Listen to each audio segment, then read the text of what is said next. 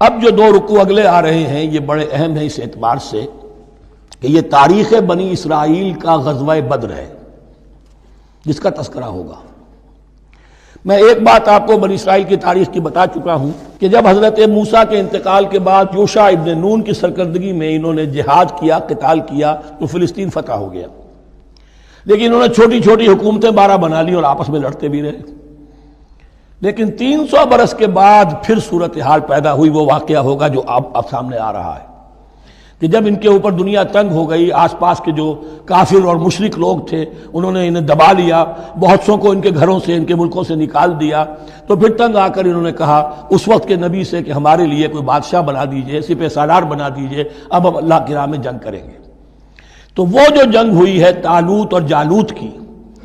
اس جنگ کے بعد سے خلافت راشدہ شروع ہوئی ہے دور بنی اسرائیل کی۔ گویا کہ خلافت راشدہ دور بنی اسرائیل کی 300 برس بعد آئی ہے ان کے رسول کے انتقال کے، جبکہ خلافت راشدہ اس امت مسلمہ کی متصل ہے رسول اللہ صلی اللہ علیہ وسلم کے زمانے کے ساتھ،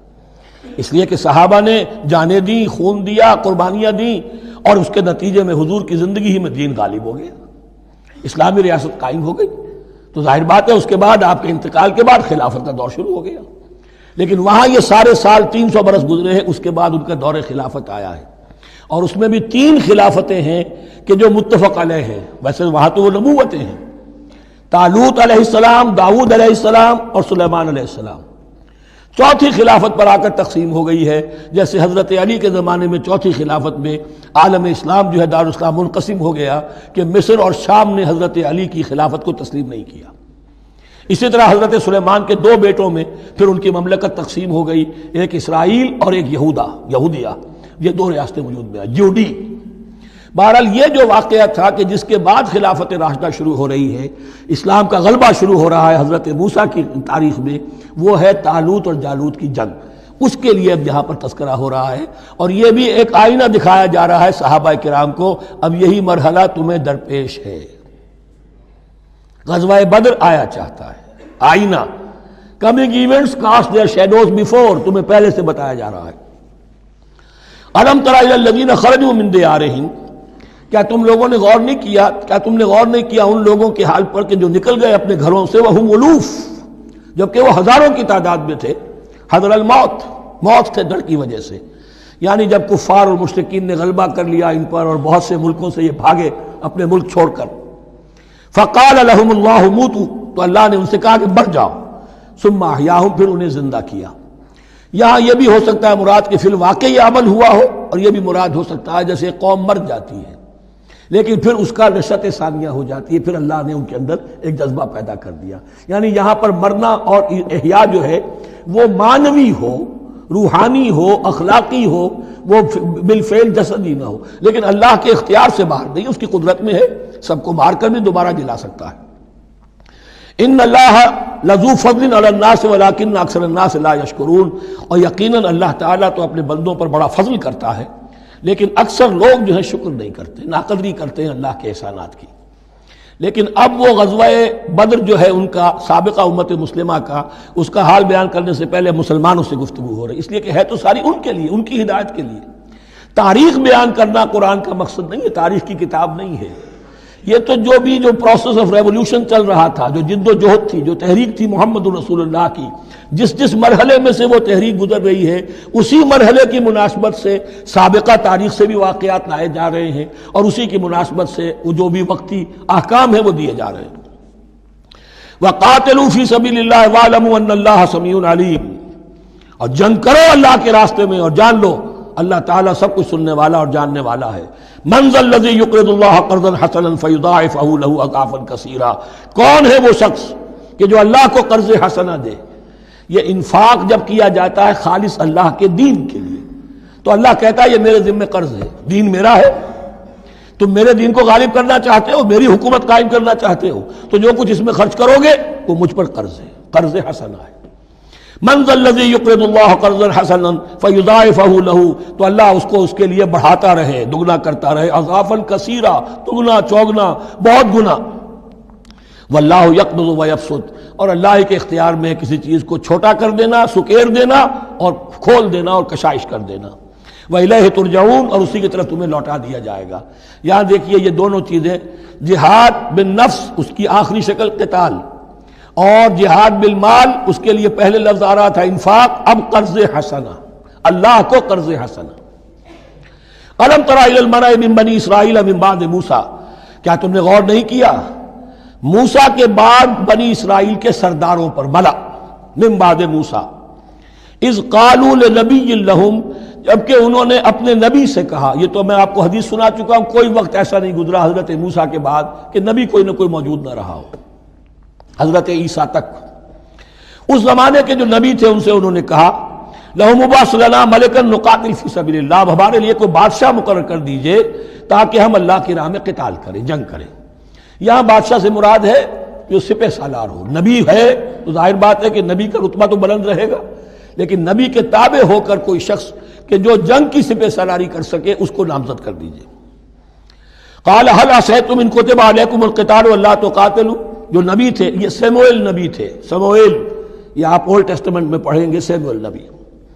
انہوں نے کہا کہ اس کا بھی اندیشہ ہے کہ جب جنگ فرض کر دی جائے اللہ تقاتلوا، پھر تم جنگ نہ کرو، یعنی ابھی تو بڑے تمہارے دعوے ہیں، بہادری دکھا رہے ہو، بڑا جوش و خروش ہے، کہیں ایسا تو نہیں ہوگا کہ ادھر سے میں اللہ تعالیٰ سے اجازت بھی لوں جنگ کی اور تمہارے لیے کوئی سپہ سالار یا بادشاہ بھی بنا دوں اور پھر تم جنگ سے کرنی کترا جاؤ۔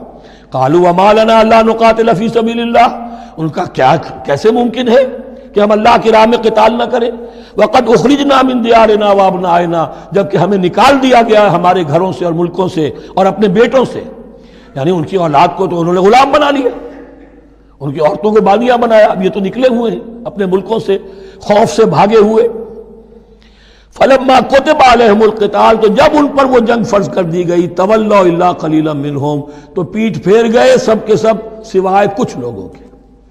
یہ گویا کہ تنبیہ کی جا رہی ہے مسلمانوں، تم بھی بہت کہتے رہے ہو کہ حضور ہمیں جنگ کی اجازت ملنی چاہیے، ہم کب تک یہ ظلم سہیں گے، لیکن ایسا نہ ہو دیکھو اب جب جنگ کا حکم آئے، اب پڑھ چکے ہم وہ آیت کتب علیکم القتال وہو کرہ لکم، اب اچھی نہیں لگ رہی جنگ، جان تو پیاری ہے، تو اب دکھا دیا گیا وہاں بھی یہ ہوا۔ واللہ علیم بالظالمین، اور اللہ ایسے ظالموں سے خوب باخبر ہے۔ وقال لهم نبیہم، اور ان سے کہا ان کے نبی نے، ان اللہ قد بعث لکم طالوت ملکا، تمہارے لیے اللہ تعالیٰ نے طالوت کو بادشاہ مقرر کیا ہے۔ ان کا نام تورات میں آیا ہے سول یا ساؤل، SAUL۔ اب یہ سمجھ میں نہیں آتا، ہو سکتا ہے کہ اصل نام ساؤل ہو، لیکن چونکہ وہ بہت قداور تھے، طول قداور، اس لیے ان کا ایک صفاتی نام ہو طالوت۔ قرآن مجید نے صفاتی نام لیا ہے کہ وہ بہت قداور تھے۔ قالوا انا یکون لہ الملک علینا، اب انہوں نے کہا کیسے ہو سکتا ہے کہ اسے بادشاہت ملے ہمارے اوپر، ونحن احق بالملک منہ،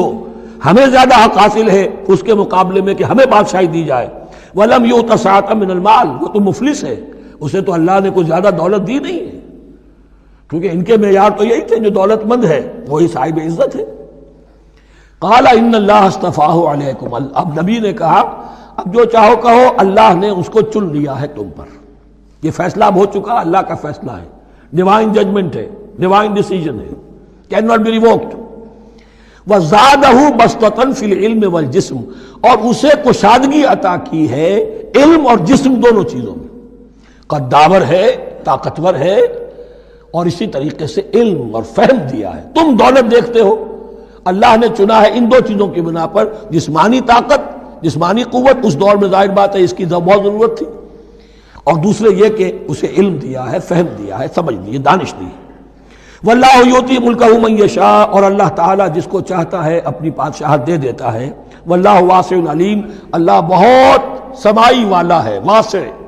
اس کی وسعت جو ہے وہ عطا ہے،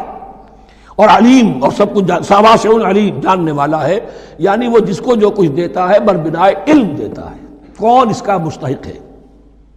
وقال لهم نبيهم ان آیۃ ملکہ ان یاتیکم التابوت فیہ سکینۃ من ربکم وبقیۃ مما ترک آل موسیٰ وآل ہارون تحملہ الملائکہ، اور ان سے کہا ان کے نبی نے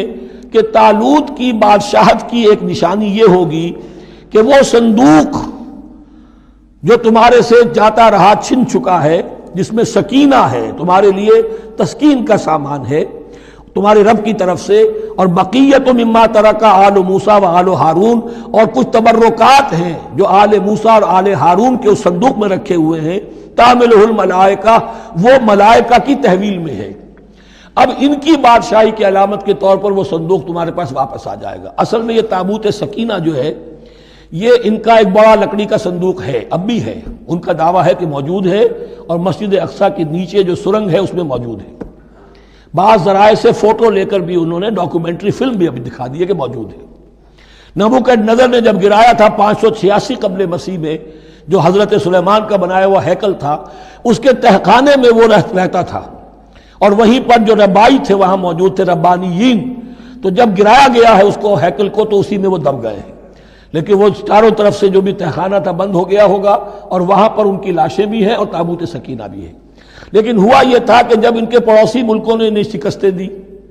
تو وہ تابوت سکینہ بھی چھین کر لے گئے۔ اب اس میں گویا کہ ان کے لیے بہت بڑی بات تھی کہ ان کے لیے کم سے کم ایک دل کی روحانی تسکین کا سامان تھا۔ ہمارے پاس حضرت موسیٰ کے تبرکات ہیں، عصائے موسیٰ اس میں ہے، رکھا ہوا ہے، اب بھی ہے۔ اسی طریقے سے اس میں وہ جو جن تختیوں پر تورات لکھی ہوئی دی گئی تھی حضرت موسیٰ کو، وہ موجود ہے، ان کے کہنے کے مطابق اب بھی ہے۔ تو اس طریقے سے ان کے لیے تسکین ہوتی تھی، جیسے کہ مسلمان کو خانہ کعبہ کو دیکھ کر تسکین ہوتی ہے، تو فرمایا اس میں تمہارے لیے سکینت بھی ہے، اور تمہارے آل موسیٰ اور آل ہارون کے تبرکات بھی ہیں۔ تحملہ الملائکہ، اس وقت وہ ملائکہ کی تحویل میں ہوا یہ کہ جہاں وہ تابوت لے گئے ان کے دشمن، وہاں پلیگ آ گئی۔ انہوں نے سمجھا کوئی نحوست ہے اس کے اندر جس کی وجہ سے پلیگ آ گئی ہے، انہوں نے ایک چھکڑے کے اوپر اس کو رکھا اور بیلوں کو ہانک دیا، جاؤ جدھر جانا ہے۔ تو حضرت سموئیل نے ان سے کہا کہ طالوت کا اللہ کی طرف سے نامزد کیے جانا ایک علامت اس کی یہ ہوگی کہ وہ تمہاری تسکین کا سامان جو تم سے چھن گیا تھا، ان کے عہد امارت میں یا ان کے عہد ملوکیت میں تمہیں واپس مل جائے گا، اور وہ فرشتوں کی تحویل میں ہے۔ تو ایک روز وہ چھکڑا جو ہے وہ لیے ہوئے وہ تابوت ان کے ہاں پہنچ گیا۔ ان فی ذلک لآیۃ لکم ان کنتم مؤمنین، یقیناً اس میں تمہارے لیے نشانی ہے اگر تم ماننے والے ہو۔ فلما فصل طالوت بالجنود، اب جب حضرت طالوت اپنے لشکروں کو لے کر چلے، ان میں سے جو لوگ تو انکار کر گئے رہ گئے، جو لوگ چلے ساتھ ان کو لے کر چلے۔ قال ان اللہ مبتلیکم بنہر، انہوں نے فرمایا اپنے لشکر والوں سے اللہ تعالیٰ تمہاری ایک آزمائش کرے گا ایک نہر سے، دریا سے، یہی جو ہے جارڈن ریور جارڈن، اس کو کراس کر کے پھر حملہ کرنا تھا۔ فمن شرب منہ فلیس منی، جو اس میں سے پیٹ بھر کر پانی پیے گا وہ مجھ میں سے نہیں ہے۔ ومن لم یطعمہ فإنہ منی، جو اس میں سے پانی نہیں پیے گا وہ میرا ساتھی ہے۔ الا من اغترف غرفۃ بیدہ، سوائے اس کے کہ کوئی صرف اپنے چلی سے لے کر، چلو سے، اور وہ کچھ وہ ایک گھونٹ لے لے۔ یہ اصل میں ہر کمانڈر کے لیے ضروری ہوتا ہے کہ کسی بھی بڑی جنگ سے پہلے اپنے ساتھیوں کا مورال دیکھے، ڈسپلن کی حالت دیکھے۔ تو جیسے حضور نے بھی غزوہ بدر سے قبل مشاورت کی تھی کہ مسلمانوں ایک لشکر آ رہا ہے جنوب سے کیل کانٹے سے لیس، اور ایک قافلہ آ رہا ہے شمال سے، اور اللہ نے ان دو میں سے ایک کا وعدہ کیا تمہیں ضرور ملے گا، بتاؤ کدھر چلیں۔ اندازہ ہو گیا، کچھ لوگ جو کمزوری دکھا رہے تھے انہوں نے کہا چلیں جی پہلے قافلہ لوٹ لیں، اور جو لوگ تھے باہمت انہوں نے کہا جو حضور آپ کی ارادہ، جو آپ کا منشا ہو۔ تو یہاں بھی انہوں نے اس سے ٹیسٹ کیا ہے کہ آیا وہ میرے حکم کی پابندی کرتے ہیں یا نہیں کرتے۔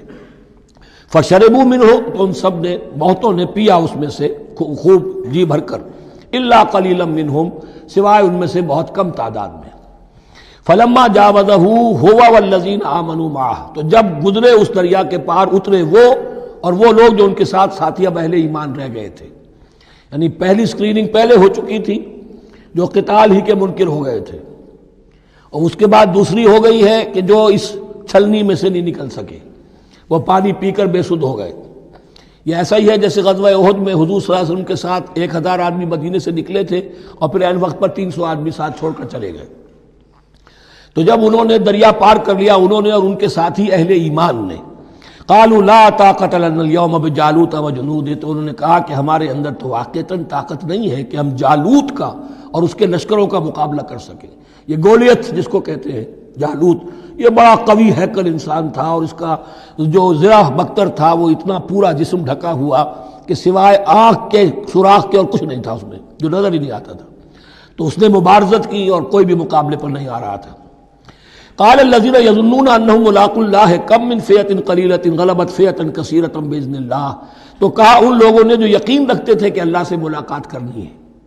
کہ کئی مرتبہ ایسا ہوا ہے، کتنی مرتبہ ایسا ہوا ہے کہ چھوٹی جماعت غالب آ گئی ہے بڑی جماعت پر اللہ کے حکم سے، یعنی آگے بڑھو، ہمت کرو، اپنی جو ہے کم ہمتی کا ثبوت نہ دو، اللہ تعالیٰ کی نصرت سے، اللہ کی مدد سے تمہیں فتح حاصل ہو جائے گی۔ واللہ مع الصابرین، اللہ تو صابروں کے ساتھ ہے۔ ولما برزوا لجالوت وجنودہ، تو جب وہ سامنے آئے جالوت اور اس کے لشکروں کے، برزا ظاہر ہو جانا، سامنے آمنے سامنے آ جانا، اب ادھر ان کا لشکر ہے طالوت علیہ السلام کا، اور ادھر وہ جالوت کا لشکر ہے۔ قالوا، اب انہوں نے دعا کی، ربنا افرغ علینا صبرا، اے اللہ ہم پر صبر انڈھیل دے۔ یہ افرغ کا لفظ ہوتا ہے کسی برتن سے پانی اس طرح گرا دینا کسی کے اوپر کہ وہ برتن خالی ہو جائے،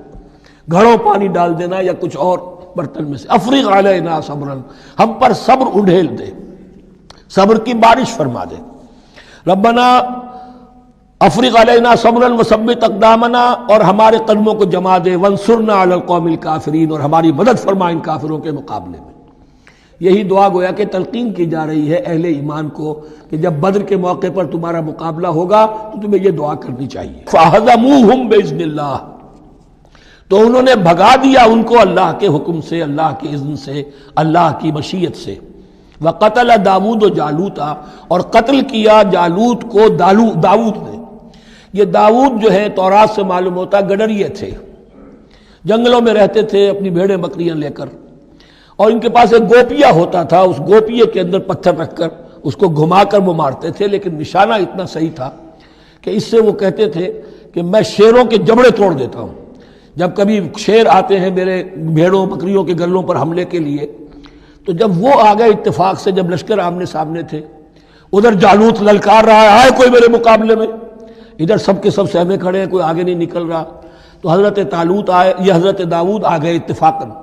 کہا معلوم ہوا کیا سچویشن ہے، یہ ہے کہ اچھا ٹھیک ہے، میں اس غیر مختون کا میں معاملہ کرتا ہوں، اس لیے کہ یہ ان کے یہاں سب سے بڑی گالی تھی۔ حضرت ابراہیم کی ملت میں ہے ختنہ، اور یہ جو کفار اور مشرک تھے ان کے ہاں ختنہ نہیں تھی، تو نامختون ہونا ان کے ہاں یہ سب سے بڑی گالی تھی۔ اس نامختون کا پھر جو ہے میں اس کو کیفر کردار تک پہنچاؤں گا، میرے پاس یہ گوپیا ہے اور میں تو شیروں کے جبڑے توڑ دیا کرتا ہوں۔ انہوں نے پھر وہ پتھر رکھ کر اور گھمایا ہے، اور سیدھا وہ آنکھ کے سوراخ سے اس کے بھیجے کے اندر اتر گیا، اور اس طریقے سے قتل داود و جالوتا، داود نے جالوت کو قتل کیا، اور اللہ تعالیٰ نے پھر ان کو جو براتیں عطا کیے، وَآتَاهُ اللَّهُ الْمُلْكَ وَالْحِكْمَةَ وَعَلَّمَهُ مِمَّا يَشَاءُ۔ ایک تو یہ کہ طالوت علیہ السلام نے اپنی بیٹی کا نکاح ان سے کر دیا، داماد ہو گئے، اور پھر انہی کو وارث بنایا، یہ بادشاہ ہوئے، اللہ نے ان کو ہی ملک دیا، حکومت دی، بادشاہت دی، اور دی نبوت میں دی، یہ دونوں اعتبارات سے ان کو اللہ تعالیٰ نے سرفراز فرمایا۔ وَعَلَّمَهُ مِمَّا يَشَاءُ، اور پھر اسے سکھایا جو کچھ کہ اللہ نے چاہا۔ وَلَوْلَا دَفْعُ اللَّهِ النَّاسَ بَعْضَهُمْ بِبَعْضٍ، اور اگر اس طریقے سے اللہ ایک گروہ کو دوسرے کے ذریعے سے دفع نہ کرتا رہے، زمین میں فساد ہوتا ہے تو اللہ تعالیٰ کو شکل ایسی پیدا کرتا ہے کہ کسی اور گروہ کو سامنے لا کر مفسدوں کا خاتمہ کرتا ہے۔ اگر ایسا نہ ہوتا، وَلَوْلَا دَفْعُ اللَّهِ النَّاسَ بَعْضَهُمْ بِبَعْضٍ لَفَسَدَتِ الْأَرْضُ، تو زمین میں فساد ہی فساد پھیل گیا ہوتا۔ اللہ تعالیٰ نے ان جنگوں کے ذریعے سے ہر بڑا فرعون جو آتا، ہر فرعون موسیٰ، اللہ تعالیٰ نے کوئی نہ کوئی اس کے لیے علاج تجویز کیا ہوا ہے۔ وَلَوْلَا دَفْعُ اللَّهِ النَّاسَ بَعْضَهُمْ بِبَعْضٍ لفسدت الارض ولكن اللہ ذو فضل علی العالمین، لیکن اللہ تعالیٰ تو تمام جہانوں پر بڑا فضل کرنے والا ہے۔ تلک آیات اللہ نتلوها علیک بالحق، یہ اللہ کی آیات ہیں جو ہم پڑھ کر آپ کو سنا رہے ہیں حق کے ساتھ۔ یہ قول گویا کہ حضرت جبرائیل کی طرف منسوب ہوگا، یہ اللہ کی آیات ہیں اے مسلمانوں، اے محمد صلی اللہ علیہ وسلم، جو ہم آپ کو سنا رہے ہیں حق کے ساتھ۔ وَإِنَّكَ لَمِنَ الْمُرْسَلِينَ، اور یقیناً اے محمد صلی اللہ علیہ وسلم آپ رسولوں میں سے ہیں۔ تِلْكَ الرُّسُلُ فَضَّلْنَا بَعْضَهُمْ عَلَى بَعْضٍ، ایک بہت اہم قانون بیان ہو رہا ہے، ان رسولوں میں سے ہم نے بعض کو بعض پر فضیلت دی ہے۔ یہ میں پہلے بیان کر چکا ہوں کل، تفریق بین الرسل کفر ہے، تفضیل یہ قرآن سے ثابت ہے، کوئی افضل ہے اور کوئی مفضول ہے، کسی کو کسی اعتبار سے فضیلت ہے، کسی کو کسی اور اعتبار سے فضیلت، جزوی فضیلت ہے مختلف لوگوں کی ہو سکتی ہے، کلی فضیلت تمام انبیاء اور رسول پر محمد الرسول اللہ کو حاصل ہے۔ تلک الرسل فضلنا بعضهم على بعض منهم من کلم اللہ، ان میں سے وہ بھی تھے جن سے اللہ نے کلام فرمایا، حضرت موسیٰ علیہ السلام، ورفع بعضهم درجات، اور بعضوں کے اور کسی اعتبار سے درجات بڑھا دیے، وآتینا عیسی ابن مریم، اور ہم نے عیسیٰ ابن مریم کو البینات بڑے کھلے معجزے دیے، وأیدناہ بروح القدس، اور ان کی مدد فرمائی حضرت جبرائیل کے ساتھ، وَلَوْ شَاءَ اللَّهُ مَا اقْتَتَلَ الَّذِينَ مِن بَعْدِهِمْ مِن بَعْدِ مَا جَاءَتْهُمُ الْبَيِّنَاتُ، لیکن اللہ چاہتا تو یہ آپس میں نہ لڑتے جھگڑتے، نہ یہودیوں کی آپس میں جنگیں ہوتی، نہ یہودیوں اور نصرانیوں کی ہوتی، نہ نصرانیوں کے فرقے ایک دوسرے سے لڑتے۔ وَلَوْ شَاءَ اللَّهُ مَا اقْتَتَلَ الَّذِينَ مِن بَعْدِهِمْ مِن بَعْدِ مَا جَاءَتْهُمُ الْبَيِّنَاتُ، اس کے بعد کہ ان کے پاس واضح تعلیمات آ چکی تھیں، وَلَٰكِنِ اخْتَلَفُوا، لیکن انہوں نے اختلاف کیا، فَمِنْهُم مَّنْ آمَنَ وَمِنْهُم مَّنْ كَفَرَ، ان میں وہ بھی ہیں جو ایمان لے آئیں گے اور ان میں وہ بھی ہیں جو کفر پر اڑ گئے ہیں۔ وَلَوْ شَاءَ اللَّهُ مَا اقْتَتَلُوا، اگر اللہ چاہتا ان پر لازم کر دیتا، یعنی جبراً تکوینی طور پر، تو اختلاف نہ کرتے، جھگڑتے نہ، وَلَٰكِنَّ اللَّهَ يَفْعَلُ مَا يُرِيدُ، لیکن اللہ تو کرتا ہے جو چاہتا ہے۔ اللہ نے جو دنیا کو اس حکمت پر بنایا ہے کہ یہ دنیا کی زندگی آزمائش ہے، آزمائش کے لیے آزادی دی ہے، تو جو شخص غلط راستے پر جانا چاہے اسے آزادی ہے، جو صحیح راستے پر آنا چاہے اسے آزادی ہے۔ بارک اللہ لی و لکم فی القرآن العظیم ونفعنی وإیاکم بالآیات والذکر الحکیم۔